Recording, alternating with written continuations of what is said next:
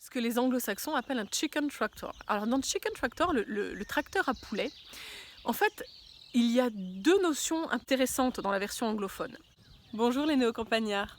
J'ai en partie résolu mon problème d'enclos pour les poussins. Alors je dis en partie seulement parce que c'est temporaire et en même temps je me méfie de moi-même parce que je sais que le temporaire dure souvent plus longtemps que ce qu'on imagine. Alors je vous montre quand même ce qui est censé être temporaire et j'espère que ça va l'être. C'est la construction que vous voyez ici qui n'est pas tout à fait finie, il faut que je fasse le toit encore, il faut que je fasse le dessus.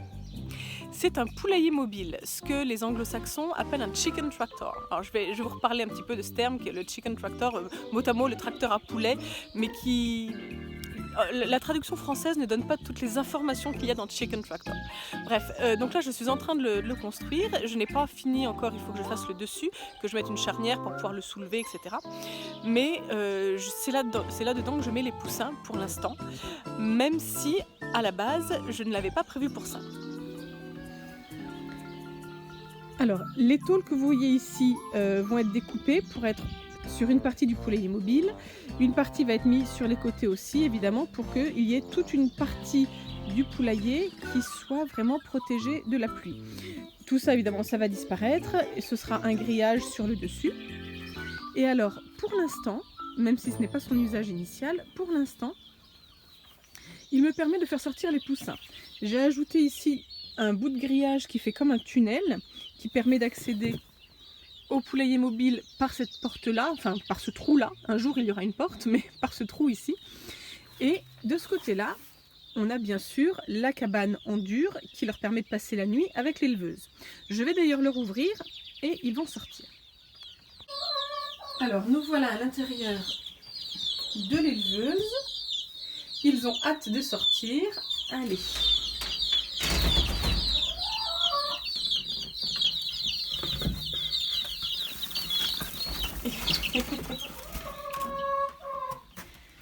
Et voilà. Donc là, on va les retrouver de l'autre côté.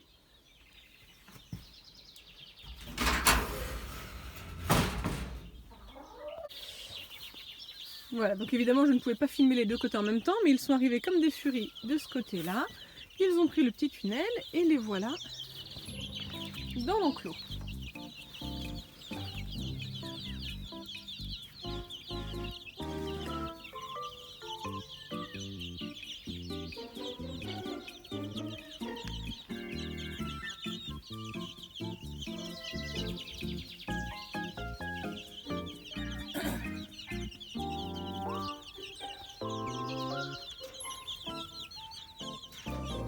Alors un mot sur ce poulailler mobile qui est encore en construction.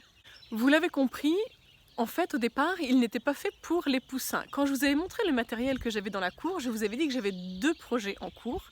Il y avait un premier projet, c'était la poussinière à l'intérieur, donc ça c'est bon, vous l'avez vu. Et le deuxième projet c'était celui-ci, et je ne vous en avais pas encore parlé.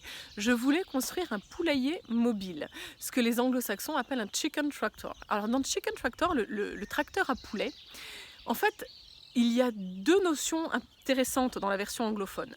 Dans le tracteur à poulet, il y a le mot tracteur qui induit un déplacement, une mobilité, et donc ça on l'a bien quand on parle de poulailler mobile. Mais dans le chicken tractor, dans le tracteur, il y a aussi la notion de travail agricole qu'on perd complètement dans le terme français poulailler mobile. Et la notion de tracteur, d'outil agricole, de travail agricole, c'est qu'en fait, ce qui est intéressant avec un poulailler mobile comme celui-ci, c'est qu'on peut le déplacer, le mettre notamment dans le potager, sur certaines plates-bandes du potager, de mettre 3-4 poules dedans au moins sur la journée. Ce n'est pas forcément un poulailler pour toute la... Voilà, définitif, on va dire, pour les poules, bien que ça puisse aussi l'être quand il est un peu mieux aménagé que ce que j'ai fait. Mais au moins un poulailler pour la journée, où on laisse les poules enfermées dedans sur la plate-bande du potager, on les laisse gratter, donc évidemment on leur fournit un abreuvoir, mais on ne leur fournit surtout pas de mangeoire, on met les grains directement au sol pour les inciter à gratter encore plus, et donc elles grattent le sol, elles le retournent, elles le travaillent, elles fiantent également ce qui amende le sol, et donc elles font un vrai travail agricole à notre place en réalité. Et il y a toute cette notion-là dans le chicken tractor anglais. Voilà. Alors poulailler mobile, c'est bien, mais il manque le côté travail. Je ne sais pas trop comment on pourrait... Le terme peut-être qui serait le plus pertinent en français, ce serait un poulailler charrue. Le poulailler charrue, on aurait cette notion de travail agricole et la charrue se déplace avec le tracteur évidemment, donc on aurait peut-être aussi cette notion de mobilité. À la limite, ce serait peut-être le terme le plus pertinent, le poulailler charrue. Et alors pour ma part, je souhaitais en faire un depuis un moment déjà. D'abord parce que j'ai dans mes projets le fait de développer aussi la partie potager qui aujourd'hui est quasi inexistante. Alors en réalité si, on fait un petit potager avec les enfants notamment, mais ce n'est pas un potager qui nous nourrit.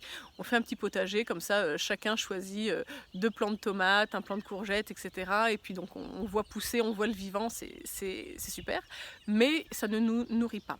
Et c'est vrai que j'ai dans l'idée quand même, j'aimerais développer la partie potager et puis m'améliorer aussi parce que franchement c'est pas mon truc. Je vais être honnête avec vous, je ne suis pas douée pour le potager, mais je voudrais m'améliorer et moi qui aime l'élevage, eh bien je me dis que je peux essayer de créer un cercle vertueux entre l'élevage et notamment la volaille, le travail qu'elles font au sol et les fientes et le potager. Et donc c'est dans cette optique-là déjà que je souhaitais construire un poulailler mobile, un poulailler charrue, comme on pourrait l'appeler. Donc ça c'était mon premier objectif. Et puis comme je me suis retrouvée un petit peu embêtée avec mes poussins qui n'avait plus d'enclos extérieur puisque je vous ai dit mon filet de départ était de trop mauvaise qualité, il a été mangé par les lapins, c'était même pas la peine d'y penser. Je l'ai remplacé en catastrophe par ma petite maison métallique mais dont les barreaux étaient trop larges, les poussins passaient à travers et pouvaient sortir. Donc bon, je n'avais plus rien pour mes poussins, donc j'ai très rapidement fait la première partie du poulailler mobile, du poulailler charrue, et je m'en sers pour que les poussins puissent prendre l'air. Ceci étant, c'est pas l'objectif que j'avais avec ça. Donc maintenant, j'ai 2 choses à faire. Finir le poulailler charrue en mettant le couvercle, la charnière, de façon à ce qu'il soit vraiment protégé et que je puisse vraiment en avoir l'usage comme je le souhaitais, d'une part. Et d'autre part, faire quelque chose de plus définitif pour les poussins, puisqu'ils ont évidemment besoin d'un enclos et besoin de prendre l'air. Alors là, pour l'instant, ça va très bien, mais il va falloir que je trouve une solution plus pérenne. Si ça vous intéresse, je vous montre quelques images de la construction du poulailler charrue. J'ai fait ça avec ma fille, ma plus jeune fille, et c'est vrai que c'est un travail intéressant à faire avec de jeunes enfants parce que voilà, c'est pas compliqué pour le coup. Il suffit d'avoir quelques vis et une scie sauteuse, une agrafeuse pour le grillage, et c'est vrai que c'est long, mais ça se fait assez facilement. Donc je vous montre en quelques images comment on s'y prend.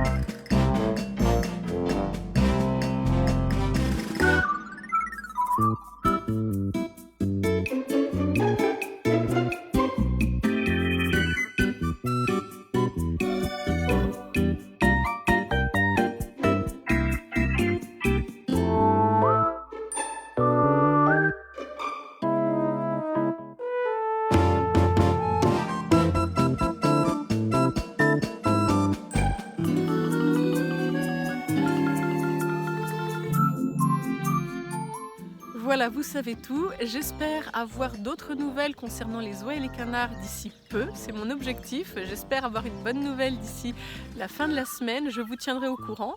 En attendant, n'oubliez pas de vous abonner. On se retrouve dans la prochaine vidéo.